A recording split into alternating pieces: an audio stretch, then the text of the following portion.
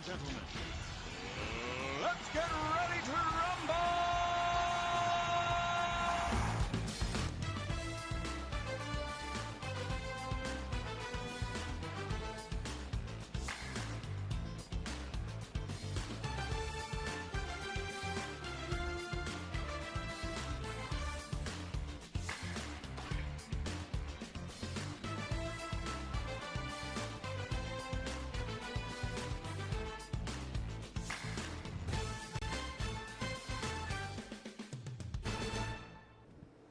Welcome to this edition of Political Smackdown.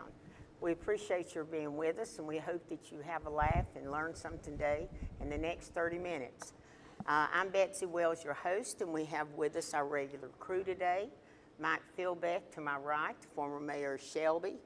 Wes Westmoreland to my left, the former state senator, and Andy Dedmond, the former majority whip of the North Carolina House. So, guys, it's good to be back. Good to see you. All right, lots of things going on in the news. You know, it seemed like it'd go from one hour to the other, and breaking news changes.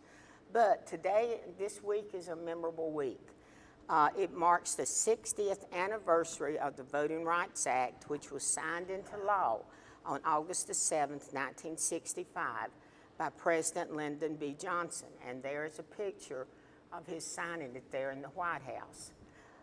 This bill had been characterized as the crown jewel of the civil rights movement because it promised the power to vote to millions of Americans, including black women. Also, it removed the discrimination tools used to keep blacks from voting, including the poll taxes, literacy tests, separate requirements like reciting parts of the Constitution, bullying by election officials, and so forth. It also established a process of pre-clearance, which required that all or parts of 15 states, North Carolina was one of them, with a past history of discriminatory practices in voting, had to get federal approval before making changes to the way they held elections. When I became chair of the party back earlier than 2013, I remember if there was any changes that had to be done, like to the precincts' names or where they were going to vote and things like that, it had to go through federal approval. But in 2013, United States Supreme Court removed the pre-clearance requirement of the law. What about more background to the passage of this important bill related to present-day voting? Andy, will you kick us off? Well, I think that I was sort of glad to finally see pre-clearance finally done away with, because we were electing black folks to office around. I mean, prime example, Willie McIntosh, Mary Acker. We had, I think we finally proved that we were, like Martin Luther King said, we were not looking at the color of skin, but the content of their character. And I think that we proved it, and they served this county very well, I thought. But it gets to the point that it's time to trust the voters. And I think that has been proven. Now, some people would say maybe we trust them a little too much when they started voting just all Republican, but that's an argument for another day. But, that's just how people feel. And now we're also seeing that they're not looking just at race. If you also look, African Americans are voting a lot of Republicans themselves too, as well as Hispanics. So now I guess you'd have to say, guys, we're more of a level playing field. We're now becoming as much a battle over ideals as we are a party. And I think that's really what it should be about if you want to be truthful about it. And if we don't have the better ideas, we're going to get beat. And I think that's what James Carville and a lot of other of the more middle stream Democrats are saying. We need to be battling ideas, not just saying, well, we're Democrats and your granddaddy used to vote for us all the time. Well, that's not how it should be, and it never should have been. But that's where I think, and that's when you go back to the 65 Civil Rights Act, that's what it really was about in my mind's eye, is to get it to where every person, an American, has a right to vote. They are born here. They have a right to vote. It is enshrined within the Constitution and the Bill of Rights that you have that right to go and exercise your franchise, that you were born here. You have that right. You should be able to, men and women have died over the last 2+ centuries. We're getting ready to celebrate next year our 250th anniversary. I think it's a shame we ever had to go through all this.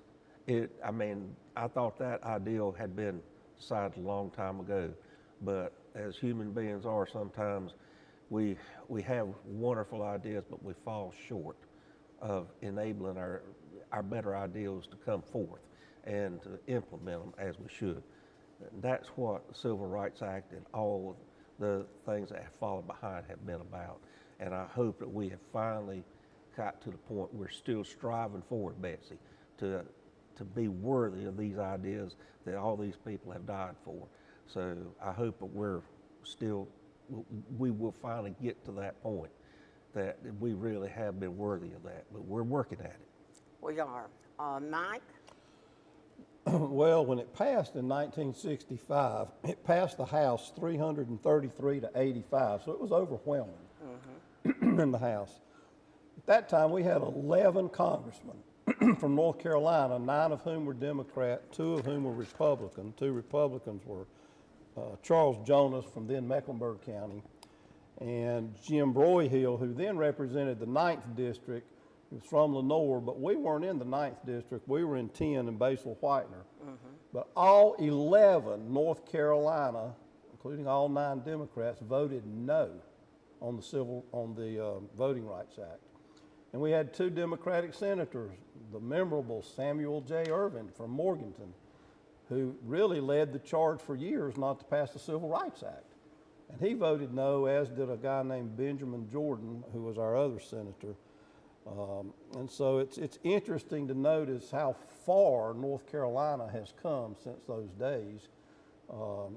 As Andy noted, we've elected local county commissioners at large in this county with only about 20% of the registered voters being black at the time. So we have made a lot of progress. I'll tell y'all that in the 1990s and early 2000s, when I served Shelby as a council member and mayor, every one of those annexations that Andy calls me comrade over, every one of them had to be pre-cleared by the United States Department of Justice under Section 5. But as I often noted, we were equal opportunity annexers. We didn't just annex white folks. We annexed everybody that was around the city. The major, mostly minority one to the north of town off of Ross Grove Church Road. A major one near Hollyoak Park on the south side of town was not in the city. It was mostly African American. So we were equal opportunity, wanting to give people the great privilege, Andy, of living in the good city of Pleasant Living. So you could tax them equally. But I did make a motion. I will say this, on economic bases, one of those areas, and maybe both, but I specifically remember one on the north, the city manager at the time raised the question of, this one's going to cost us a lot more money for infrastructure because we got to do more sewer extensions to get the outfall available, which is what we had to do.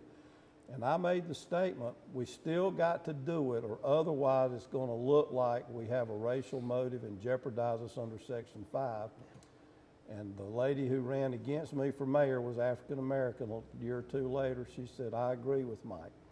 And so they all voted for it, but they had to be noted that one of us was thinking about getting through Section 5.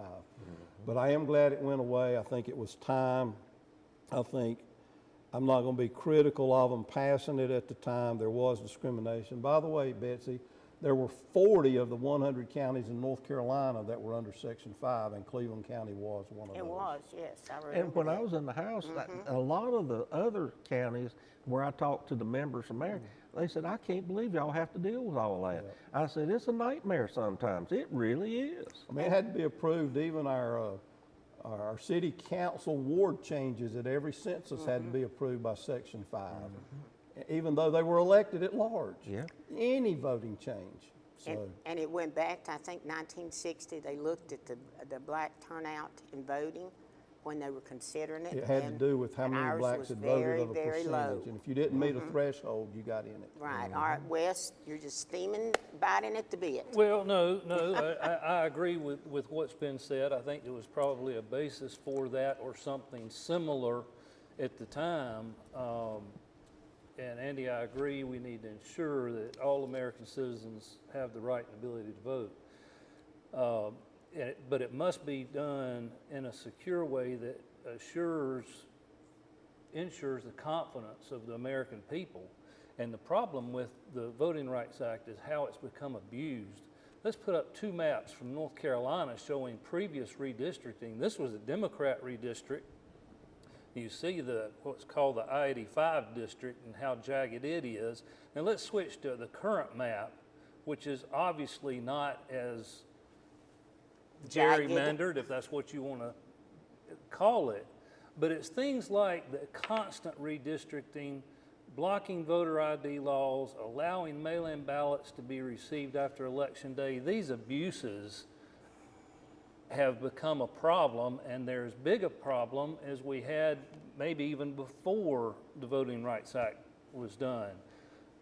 For instance, I'll give you one more. The issues that Jefferson Griffin brought up to help clarify some of this in North Carolina, the State Board of Elections is in the process of correcting all 3 of the points that he made, much to the chagrin of many Democrats, but trying to get it right. Now, Griffin's timing may have been wrong, but at least it's being addressed, and all these are abuses of the Voting Rights Act. Wes, abuses, is that how you call it? I mean, That's how I call it when we decide we're just going to draw districts to suit our own needs, Well- not based on geography, not based on Andy, are you economic. listening to this? I am, and here's the thing though, Wes, I remember, you were talking about the earlier map, the old 9th District or the Mel Watt District. And I remember I was real active in the Young Democrats when that was going on. And I remember attending a meeting in Raleigh, and somebody said, well, it kind of looked like somebody threw up right there at the left in the western end of it. And I said, yeah, I understand, but we were being forced by the feds to get a Well, minority Andy, the district. darker brown one that Right. stretches from the Virginia line, if he can put that back up real quick, it looks to me like somebody had diarrhea on that Oh, one. oh dear. It does, and you're right, but that's the point. We're trying to get minority majority districts based on Voting Rights Act, and it needs to be, if you put that map back up again, And that was the old we first had district, if I remember Cleveland right. County Yeah, in it the, is. in the same district as Mecklenburg County. Now, what similarities are there? You've got a very urban population in Mecklenburg. You've got a much more rural population in Cleveland. I think geography needs to be the place to start.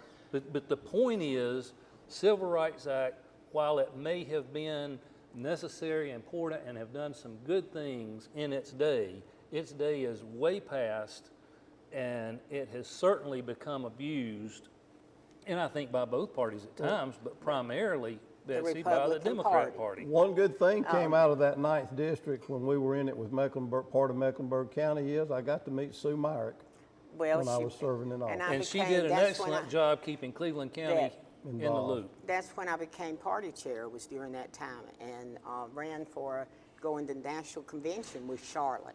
I bet you and- loved that map, didn't you? Well, Well, but I Anyway, understand what you're saying, Wes. But when you get down to it, it's when you've gone through redistricting and you've ever had on congressional or for anything with the state house or senate, you're sitting there trying to figure out numbers, and so much of it is predicated on the law, especially congressional.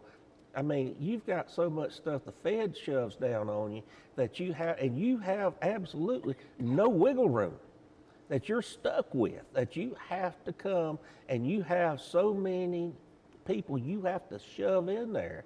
And then you get in all this other that, well, you've got to have this, you've got to have that, and you've got to have so many, you got everybody wanting their own district. I mean, Sure. yeah, and then you've got the politics of it. that you get stuff from headquarters saying, well, we need this many districts, we need that. and it's a wonder you ever get anything And the done. Voting Well, Rights Act and- allowed for these abuses to come up after the problem had been largely taken care of. But- That's my only point. Well, would- but to not before- put it all on Democrats before you leave, the current district for the House that Cleveland County is in includes a northwestern part of Mecklenburg County. It does. Yeah, I agree. And don't forget that once we got out of pre-clearance, that states began to tighten up about making it harder to vote. And folks, we could talk about this all during this 30 minutes, but I think we need to leave it now and come back to it later, and we need to go to a commercial. Please stay with us and come back for the rest of Political Smackdown. Join us for our 23rd season of Armchair Quarterback on C19 TV. Each week we look at the 4A Burns Bulldogs, the 5A Crest Chargers, the 6A Kings Mountain Mountaineers, and the 3A Shelby Golden Lion. We will also discuss ACC, SEC, and Gardner-Webb football, along with the Carolina Panthers. Armchair Quarterback premieres August 18th on C19 TV and online at c19.tv.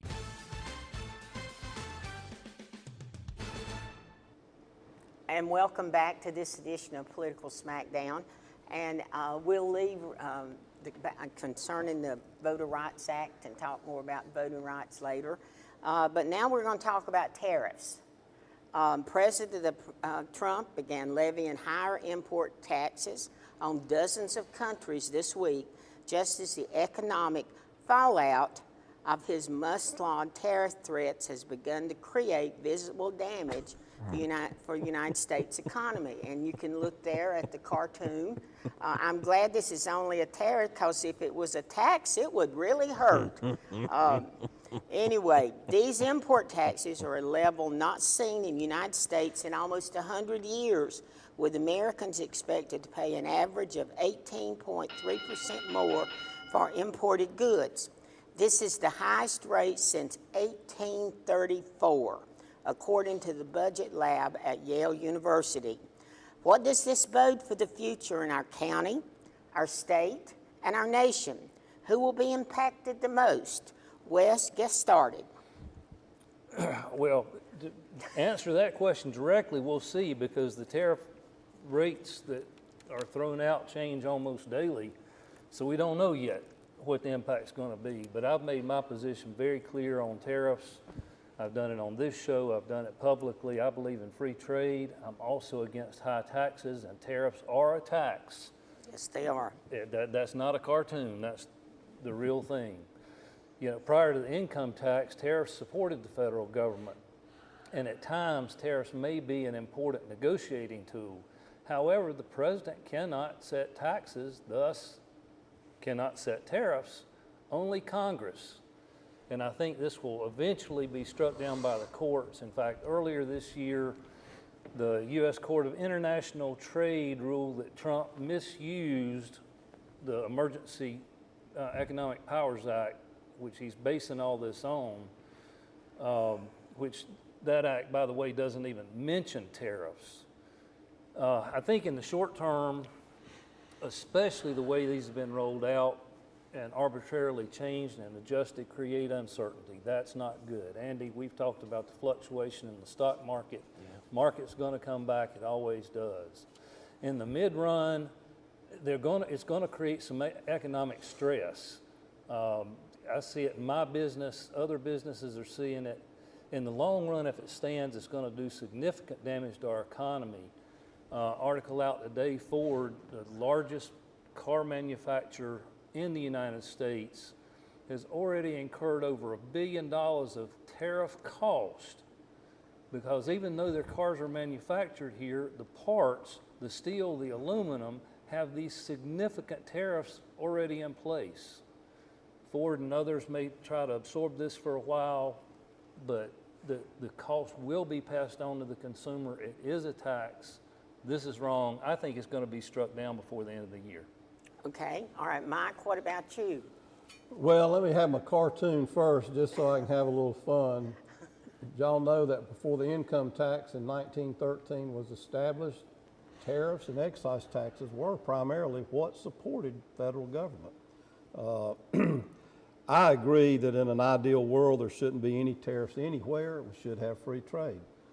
But we do have other countries charging us tariffs to send stuff to there, so I'm not altogether opposed to reciprocal tariffs as a tool to try to get to free trade. Another one of Trump's goals is to force more of our major manufacturers to manufacture their stuff in the United States and give the jobs to Americans. Apple this week completed a $500 billion investment in America by adding another $100 billion and having a press conference with the. So he may be having. I still think it's a tactic. I think Trump is a smart enough businessman to know it can't be long term. These high rates. I think he's trying to get other countries' attention, and I hope that he does, and that we get free trade between countries before it's all said and done. All right, Andy? I just want to ask Wes, who is John Galt? Now, if anybody wants to know, ask Wes. That'd be a good book for everyone to read, Atlas Shrugged, and now's an opportune time for it. He has a bumper sticker on his truck. How many times has anybody ever asked you that? Quite a few. Anyway, Austrian economics would be a good topic we should do one time. We should. You think that'd be a snooze fest for most people, I think. Most. Anyway, this is the thing, though, Betsy. I mean, Trump, somebody needs to tell Trump he can't do tariffs, because he sure thinks he can. And this is a foolish thing he keeps bringing up, and he's going to bring all this money in. Well, he can bring it in if people will buy the stuff. Hasn't Congress waived something in the recent past that gives the president the authority to If do he has, tariffs? I've not seen it. I'm sorry, I I haven't. thought there was Only something. in certain invasions and dire emergencies and short Well, term. he's declaring a national emergency because of the debt. He's declaring a national emergency because of the, we are importing more than we're exporting, which we've been doing since the 70s. So it's hard to call that an I would emergency. think it would be too. Anyway, I don't want to take up a lot of time. This is one of those things that we could spend hours on. Anyway, you can't raise money if people can't afford to buy what's coming in, and that's the problem. So no, we can't make a bunch of millions because people can't afford what's coming in because of the tariffs. So that's all I can say on it. Well, and I'm sure we'll talk more about tariffs and we'll talk more about taxes. But moving on, let's go to the county now. Lots of things going on in Cleveland County, but the suspense is finally over. The 2025 tax bills were mailed and received this week. I was glad to be sitting down when I opened mine. And remember, I have 24 acres below, about 1.5 miles below the new casino, because mine went up from last year's amount by $410.16. I hate to think what others who own more than 24 acres are paying in taxes. What pain and agony are y'all hearing about these tax bills, Mike? Well, the wailing and gnashing of teeth has to some degree started on the internet. And we all have said how many times most people aren't paying close attention until they open the bill. And there are other people, thousands of them in this county, with mortgages that have their property tax in it, that sometime in the next 6 or 7 months they're going to get a escrow adjustment to have more put into that. So that's when they'll wail and gnash. But Betsy, you really didn't come out that bad if you only went up 26% by my calculation. It could have been a whole lot worse, couldn't it, Mr. Westmoreland? Yes, sir. It could have been much worse. So on my house, I'm just going to use my personal residence because I live in a city. My county tax only went up, the county general tax, not counting the school tax, only went up 7% because the county lowered that rate from 54 3/4 to 40.5. I wound up, I had a 44% increase in tax value, but my county tax, not counting school tax. Now my school tax went up 44% because that's what my value went up, and they didn't lower the school tax. But my city of Shelby tax, for the first time ever, is higher than the county general tax because they only lowered their rate halfway, approximately, slightly more than halfway to revenue neutral as statutorily defined. My Shelby tax on my residence went up 25% at one time. And then the solid waste fee for us good folks that live in the municipal boundaries went from 25 to 37.50, so the county raised that 50% on us. But overall, mine could have been worse. But Betsy, on my house, it went up over $800 a year Wow. on just my house. And I've got rental stuff I own that my poor tenants are not going to be happy about when they find out they're going to have to pay more rent, because a lot of them went up more than my house. Not in dollars so much as a percentage. And all of them are in Shelby? No, In not the- all, but not a all? fair number of them are. Okay. Well, All right. some are in Kings Mountain, that's even worse. Well, that's what I heard. All right, Andy? How'd I come out, Mike? Andy stole from the county. That's not what you told me. You used some colorful language to describe me. Well, it's not, I'm not going to say it on TV, so you can say it if you want to. No, I'm not. Just tell everybody how wonderful that they treated me. Andy went down. Andy, you went, well, congratulations. He went down. He lives in a part of the county. There wasn't a lot of activity. There wasn't a lot of, he wasn't in what they called a heat area. Like So the his went up casino. more modestly, and they lowered the rate enough that he's actually paying a few dollars less than last year. About $15, I think. Enjoy it. $15 About less. $15. That's wonderful. And he said I was double lucky because I owned a lot beside me and it went down. And- And that he used some language, Wes. I was just stunned to hear it come out of his mouth. No, you weren't. I'm trying to be nice. Well, Isn't Andy- We've all had phone calls with Mike. that the truth? All right. Well, Andy, congratulations. Wes, what about you? Well, I think first off, the public reaction and potential backlash is the perfect argument in favor of a consumption tax. When people see exactly what it costs to run a government, to see what they're paying for, they're appalled, and consequently put pressure on elected officials to reduce the cost of government. Aside from the point that has been made before, a property tax is inherently immoral. The reality is, and Andy, this is why you saw so little, or a net positive for you, the county commission dropped the rate to revenue neutral in spite of what I have seen online posted by a former county commissioner. It is revenue neutral. Where, Mike, you and I are having issues specifically is the city of Shelby split the difference, sort of. So my city tax now is higher than my county tax, and Kings Mountain didn't do any. They're going to have a huge revenue increase. And while I love all the things that are going on in Uptown Shelby, for instance, at some point we've got to prioritize. We can't have all these things at one time. Okay. All right. Well, guys, let's quickly go to lightning round. Andy, what you got? Well, we've got the American Legion World Series coming to town, getting ready. They've got the playoffs going on right now. But the one thing that always irritates me, here we've got such a big thing event. It's actually a national thing going on, and the Charlotte Observer never, ever writes one story. You'll find everything you want about the Little League World Series in Williamsport, Pennsylvania, but they have never, ever written one word about something going on 40 miles to the west of them. And that's a tragedy in It my is, book. and this is 1 out of 4 in the country that's being held, and they should write about it. All right, Mike, quickly. Well, the Texas Democrats took off to Illinois to escape a quorum call, and that's where they're at. On the left is the current makeup of the districts. They have 17 districts. Trump got 43% of the vote. They only have 3 Republican districts. The one on the right is Illinois in 1970, when they had 11 of 24 they had at that time that were Republicans. Why in the world would you go from Texas to Illinois? And that's another whole question, Wes. I think we're about out of I time. think We'll we catch are up too. on it next week. Yeah, next week. And welcome, and thank you for being with us. And that's all we have today for Political Smackdown.